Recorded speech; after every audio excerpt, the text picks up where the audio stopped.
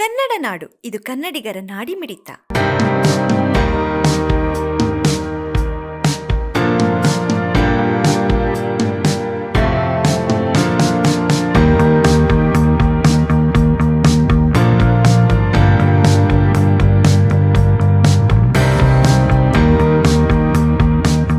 February 13, 14, 15ನೇ ತಾರೀಕು ಹಂಪಿ ಉತ್ಸವ ಮಾಡಬೇಕಂತ ತೀರ್ಮಾನ ಮಾಡಿಕೊಂಡಿದ್ವಿ. ಮನೆ ಮುಖ್ಯಮಂತ್ರಿಗಳು 13ನೇ ತಾರೀಕಿಗೆ ಹಂಪಿ ಉತ್ಸವನ ಉದ್ಘಾಟನೆನ ಮನೆ ಮುಖ್ಯಮಂತ್ರಿಗಳು ಮಾಡ್ತಾರೆ.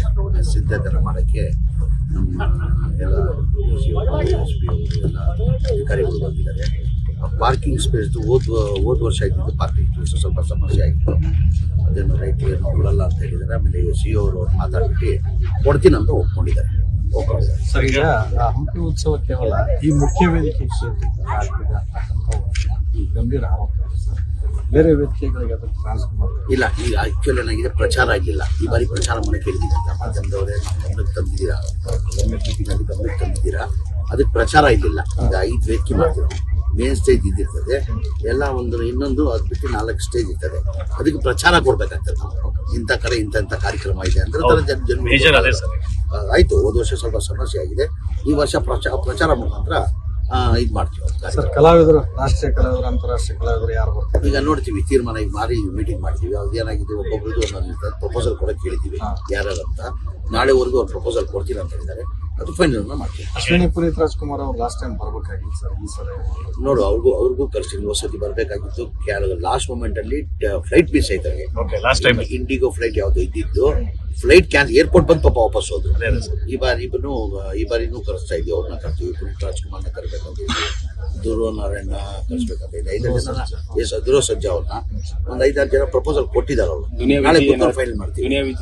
ನೋಡೋ ಯಾರ್ಯಾರು ಬರ್ತಾರೆ ಬರ್ಲಿ. ಇದು ಹಬ್ಬಾರಿ ಎಲ್ಲ ಕನ್ನಡ ಎಲ್ಲರಿಗೂ ಒಂಥರ ನಾಡಪ್ಪ ಐತೆ. ಸ್ಥಳೀಯ ಕಲಾವಿದರಿಗೆ ದಯಮಾಡಿ ಆದ್ಯತೆ ಕೊಡಬೇಕು ಅಂತ ಒಂದು ಕೂಗಿದೆ. ಓದ್ಸತಿನೂ ಕೊಟ್ಟಿದ್ವಿ. ಓದ್ಸತಿ ತಾವ್ ಹೇಳಿದ್ರಿ, ಓದ್ಸತಿನೂ ಕೊಟ್ಟಿದ್ವಿ. ಅವ್ರಿಗೆ ಫಸ್ಟ್ ಪರ್ಫಾರ್ಮೆನ್ಸ್ ಅವ್ರಿಗೆ ಕೊಡೋದು. ನಾವು ಅವ್ರಿಗೆ ಕೊಡ್ತೀವಿ. ಬೇರೆ ತರ ಮಾಡಿದ್ವಿ. ಈ ವರ್ಷ ಬೇರೆ ತರ ಡಿಫ್ರೆಂಟ್ ಆಗಿರ್ಬೇಕಂತ. ಏನಕ್ಕಂತ ಪ್ರತಿ ವರ್ಷ ಚೇಂಜ್ ಆಗಿರ್ಬೇಕು. ಈ ವರ್ಷನೂ ನಾನು ಬೇರೆ ತರ ಮಾಡ್ಬೇಕಂತ ಇದು ಮಾಡಿದ್ವಿ. ಅವ್ರು 4-5 ಪ್ರಪೋಸಲ್ ಕೊಡ್ತಾವ್ರೆ. ನಾಳೆ ಬೆಂಗಳೂರು ಬರ್ತಾವ್ರೆ, ಕೂತ್ಕೊಂಡು ಫೈನಲ್ ಮಾಡ್ತಾರೆ. ಹೋದ ವರ್ಷ ಹೆಂಗಿತ್ತು ಅದಕ್ಕಿಂತ ಚೆನ್ನಾಗಿ ಈ ವರ್ಷ ಆಗ್ಬೇಕು. ಇಲ್ಲ ನಮ್ ಇದ್ದೇನಂದ್ರೆ 24 ಫಸ್ಟ್ ಹಂಪಿ ಉತ್ಸವ ನನ್ನ ನೇತೃತ್ವದಲ್ಲಿ ಹಂಪಿ ಉತ್ಸವನ ಮಾಡಿದ್ರು. ಅದು ಒಂಥರ ಇತ್ತು.